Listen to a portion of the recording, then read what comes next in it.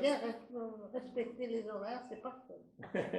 À vous, monsieur Valette. Bonjour, donc, je me présente, donc je m'appelle Guy Valette, je suis un des membres fondateurs du Mouvement français pour le revenu de base et je suis l'auteur de ce bouquin qui s'appelle L'allocation universelle d'existence, la protection sociale du XXIe siècle. Alors, j'ai intitulé mon intervention pour une sécurité sociale vraiment universelle. Alors, jusqu'à présent, les droits humains fondamentaux définis par la Déclaration universelle de 1948, c'est-à-dire se nourrir, se loger, se vêtir, se déplacer, cet universel concret cher au philosophe Frederick Worms, ces droits universels sont conditionnés au droit à un emploi correctement rémunéré. Droit qui est loin d'être universel, et c'est là que le bât blesse. Trop souvent, pour assurer les conditions concrètes d'existence, on est contraint d'accepter un emploi par nécessité et non par choix. Emploi qui peut vous maintenir sous le seuil de pauvreté, être chronophage, avec des conditions de travail dégradées, voire dégradantes. Alors, quand le travail rémunéré n'assure plus dans de bonnes conditions l'existence de toutes et tous, n'est-il pas temps de dissocier droit imprescriptible à l'existence et droit à l'emploi pour pouvoir vivre mieux et travailler mieux et moins? Pour cela, il est nécessaire de faire une analyse des failles du système actuel de distribution et de redistribution de la richesse créée par le travail pour ensuite reconfigurer l'ensemble de notre protection sociale avec ce revenu d'existence et instaurer une véritable sécurité sociale universelle dans l'esprit des fondateurs de 1945. Et là, je vais citer l'exposé des motifs de l'ordonnance de la création de la sécurité sociale de 1945. Que disait-elle? Eh bien, la sécurité sociale est la garantie donnée à chacun qu'en toutes circonstances, il disposera des moyens nécessaires pour assurer sa subsistance et celle de sa famille dans des conditions décentes, trouvant sa justification dans un souci élémentaire de justice sociale. Elle répond à la préoccupation de débarrasser les travailleurs de l'incertitude du lendemain. Et plus loin, il est écrit « Envisagé sous cet angle, la sécurité sociale appelle l'aménagement d'une vaste organisation nationale d'entraide obligatoire qui ne peut atteindre sa pleine efficacité que si elle présente un caractère de très grande généralité, à la fois quant aux personnes qu'elle englobe et quant aux risques qu'elle couvre. » Écoutez bien, le but final à atteindre est la réalisation d'un plan qui couvre l'ensemble de la population du pays contre l'ensemble des facteurs d'insécurité.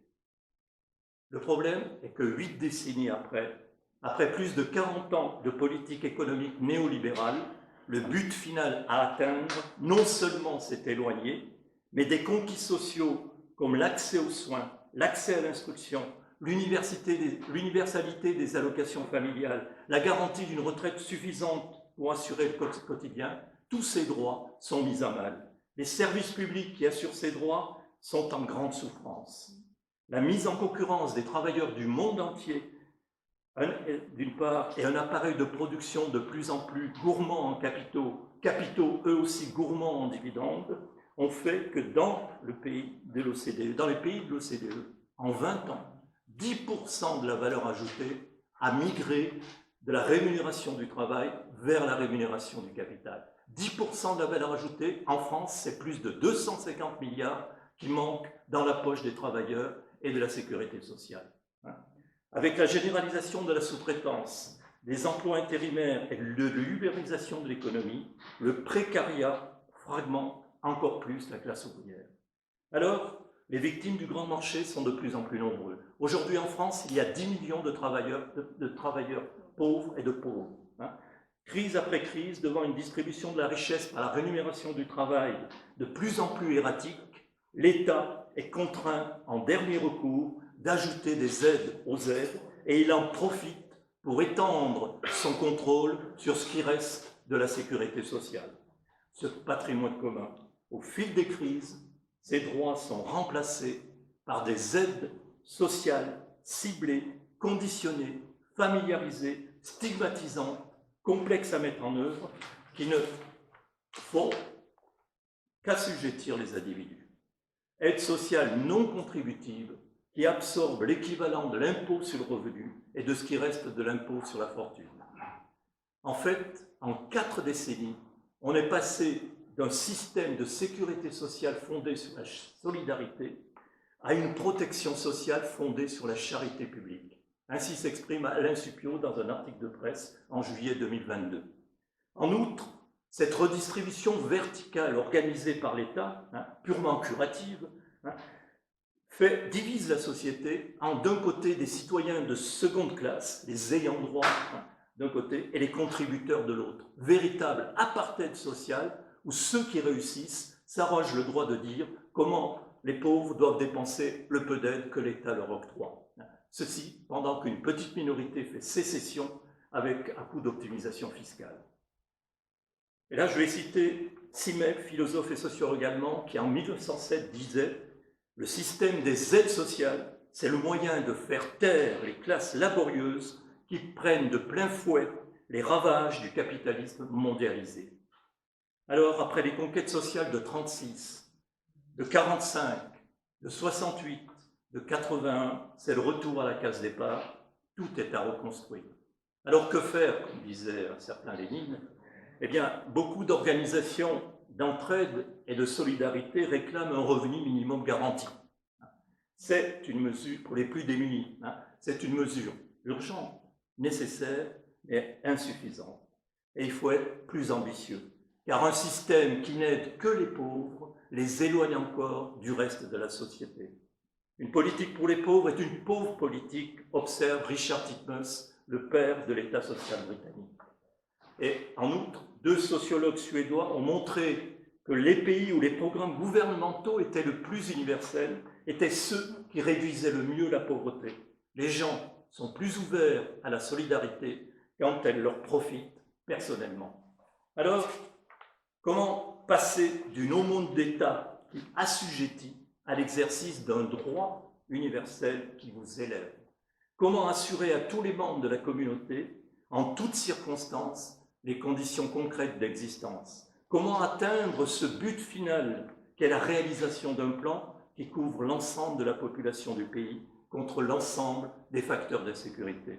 Eh bien, le philosophe marxiste Daniel Ben Saïd, qui était un des membres de la Ligue communiste révolutionnaire, souligne l'impérieuse nécessité de la socialisation d'une part des revenus. Je le cite, « La division sociale complexe du travail devrait permettre une socialisation accrue du revenu et une extension des solidarités.